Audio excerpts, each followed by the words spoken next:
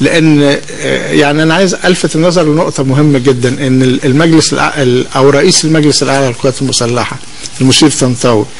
لما اعلن في خطابه تحت ضغط الظروف اللي كانت موجوده ان المجلس ملتزم بتسليم السلطه في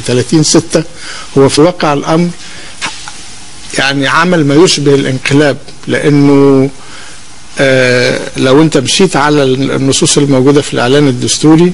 ان اللجنه عندها 6 شهور لكي تتشكل وعندها 6 شهور لكي تكتب الدستور، وكان الترتيب بقى ان تيجي بانتخابات رئاسه الجمهوريه بعد كده فتاخد وقتها، يعني تاخد لها 3-4 شهور كمان، يعني كان بعد انتهاء انتخابات مجلس الشعب قدامك سنه وربع تقريبا،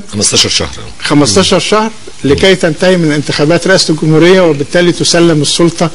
في ابريل مثلا 2013. رحرحها بقى انت بقى خدت كم يعني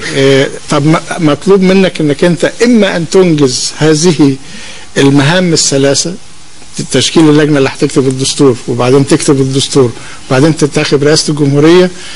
او انك انت تخش في رئاسة الجمهورية اثناء كتابة الدستور وبالتالي تخش في التعقيدات اللي انا شرحتها دلوقتي.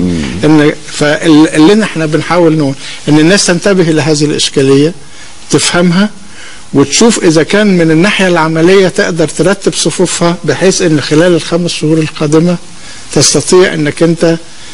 تنجز هذه المهام السابقة. طب حضرتك متفائل بان ده